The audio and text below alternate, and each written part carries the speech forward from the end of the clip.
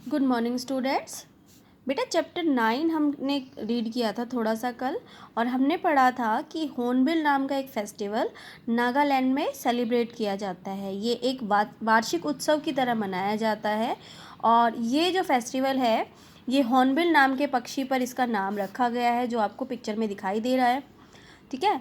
और ये जो फेस्टिवल है ये वहाँ के यानी नागालैंड के जो 16 रिकॉग्नाइज आदिवासी है ट्रिब्स हैं वो इसको सेलिब्रेट करते हैं, और वो लोग अपने कल्चर को, अपनी संस्कृति को, अपनी परंपराओं को प्रदर्शित करते हैं। ठीक है, अब आगे बढ़ते हैं। चलिए। The lively traditional music and dance performances make spectators स्वे टू देयर राइम्स। स्पेक्टेटर का मतलब होता है दर्शक, स्वे मतलब बांधना या मंत्रमुग्ध कर देना। तो जो जीवंत परंपरागत संगीत और नृत्य का कार्यक्रम होता है वो दर्शकों को अपने अपने में बांध लेता है, यानी मंत्रमुग्ध कर देता है। अ delicious spread of traditional Naga food is arrange for the guest. और इसी तरह से जो गेस्ट आते हैं, जो मेहमान आते हैं, यानी दर्शक जो आते हैं, उनके लिए नागा का, जो आदिवासियों का जो स्वादिष्ट भोजन है वो व्यवस्था उसकी की जाती है। Exciting sporting events like wrestling and archery contest take places. इसके अलावा जो उत्साहित करने वाले खेल हैं जैसे कुश्ती और धनुषबाण वगैरह, ये भी वहाँ पर किए जाते हैं। ठीक है, भाला फेंकना और इस तरह के खेल। And exhibition of handicrafts, painting, sculptures and wood carving are put on. और उसके साथ साथ एग्जीबिशन, प्रदर्शनी लगती है हैंडीक्राफ्ट की, यानी हस्तशिल्प की, पेंटिंग्स की, स्कल्पचर, मूर्तियों की, हाथ से बनी हुई मूर्तियाँ जो होती हैं, वुड कार्विंग, लकड़ी से बने हुए जो सामान होते हैं। ठीक है, लकड़ी पर जो नक्काशी की जाती है या लकड़ी को कार्व करके बनाया जाता है वो सामान भी वहाँ पर मिलते हैं, उनकी प्रदर्शनी लगती है। The Hornbill festival was started in the year 2000। Hornbill festival को फर्स्ट टाइम 2000 में सेलिब्रेट किया गया था। It started on 1 December and goes on for 10 days।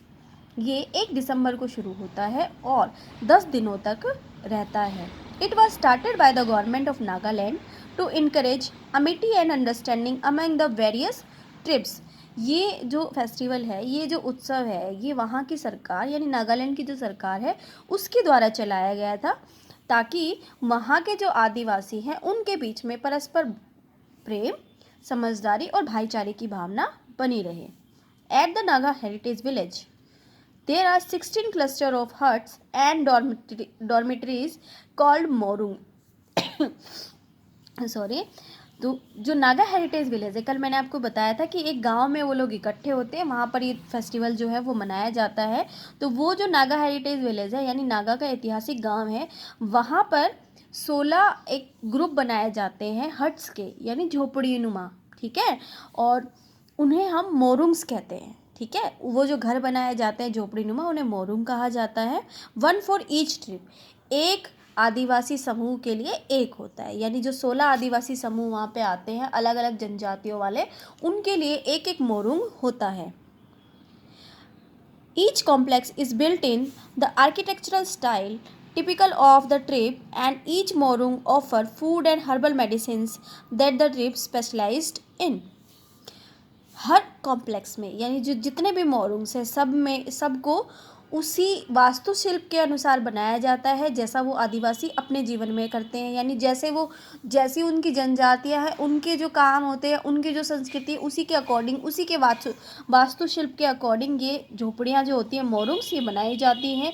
और हर मोरूम में खाने और जड़ी बूटियों की व्यवस्था होती है जिनमें वो पारंगत होते हैं ना, जिनमें उनको स्पेशलाइजेशन है, वो जड़ी बूटियाँ और वो खाना वो ऑफर करते हैं गेस्ट को। As they live together for 10 days, the trip share their varied custom and tradition। जैसा कि हम जानते हैं कि वो 10 दिनों के लिए साथ रहते हैं, तो ये जो ट्रिब्स हैं, ये जो आदिवासी हैं, वो अपनी परंपराएं और अपने रिवाजों को शेयर करते हैं, साझा करते हैं। At the Kohima night bazaar the street are crowded with people enjoying themselves. और कोहिमा में रात्रि के बाज़ार भी लगते हैं, तो जब रात्रि के बाज़ार लगते हैं तो वहाँ पर गलियों में बहुत सारी भीड़ भाड़ होती है। ठीक है, छोटी छोटी गलियाँ होती हैं और गलियों में कॉर्नर पे स्टॉल लगती है, तो सब लोग वहाँ पर बहुत मज़े करते हैं। As the sun goes down, visitors are welcomed by brightly lit streets lined with stalls packed with colorful flower, handicraft and food shop offering a variety of food. जैसे ही सूरज छुपता है, नीचे जाता है, विजिटर्स वहाँ पर मेहमान आना, दर्शक जो हैं, ये जो वहाँ घूमने आए हैं, वो यात्री वहाँ पर स्टार्ट हो जाते हैं, पर्यटक वहाँ पर स्टार्ट हो जाते हैं आना। और जो गलियाँ हैं, जो छोटी छोटी गलियाँ उन्होंने बनाई हुई है बाज़ार के लिए, वहाँ पर क्या होता है, कॉर्नर पे लाइन में स्टॉल लगती हैं। ठीक है, एक लाइन में स्टॉल लगती हैं और वहाँ उन स्टॉल में आपको रंगीन फूल, हैंडीक्राफ्ट, शिल्पकला, जो हैंडीक्राफ्ट होते हैं, हथकरघा या हस्तशिल्प के वस्तुएं, उसके अलावा खाने की चीज़ें भी बहुत वहाँ पर मिलती हैं। ठीक है, बहुत सारे वैरायटी के खाने आदिवासियों के। People play games and vendor around happily shopping and enjoying themselves till the early hour of the morning. लोग वहाँ पर एंजॉय करते हैं, घूमते हैं और बहुत मज़े करते हैं सुबह प्रातःकाल तक। ठीक है, यानी वो जो है पूरी रात चलता है वो बाजार। The Hornbill Festival celebrate the past yet keep in tune with modern times. Over the year many new events such as fashion show, photography contest, car rallies and marathon have been added.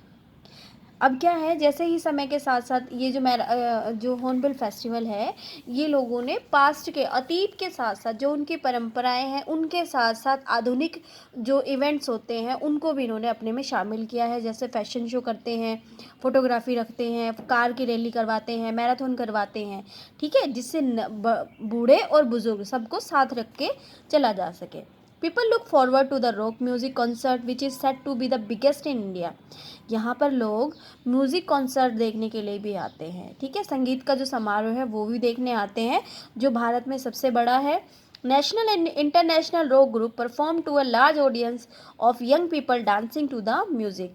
जो राष्ट्रीय और अंतर्राष्ट्रीय rock band होते हैं, ये rock के group होते हैं, यानी संगीत समारोह के जो ग्रुप्स होते हैं, वो लोग यहाँ पर परफॉर्म करने आते हैं बहुत ज़्यादा ऑडियंस के सामने। जो ऑडियंस होती है वो रात को बहुत ज़्यादा हो जाती है। ठीक है, और जो यंग पीपल होते हैं, यानी जो युवा होते हैं, वो लोग संगीत पर यहाँ डांस भी करते हैं। Once you visit the Hornbill Festival, you realize why it is called Festival of Festival, as here young and old shares and connect with the past and the future through Nagaland's wonderful culture. एक बार जब आप यहाँ आएंगे, hornbill festival को देखेंगे, तो आपको समझ में आएगा कि इसे फेस्टिवल ऑफ फेस्टिवल क्यों कहा जाता है, यानी त्योहारों का त्योहार क्यों कहा जाता है।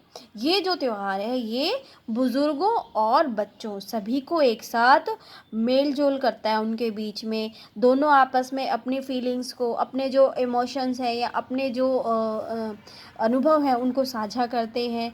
और सभी लोग क्या है, नागालैंड का जो वंडरफुल कल्चर है, नागालैंड की जो बहुत ही अद्भुत संस्कृति है, उसमें बंधकर सभी लोग आपस में मिलजुल कर ये त्यौहार मनाते हैं। ये बेटा चैप्टर अच्छे से रीड कर लेना।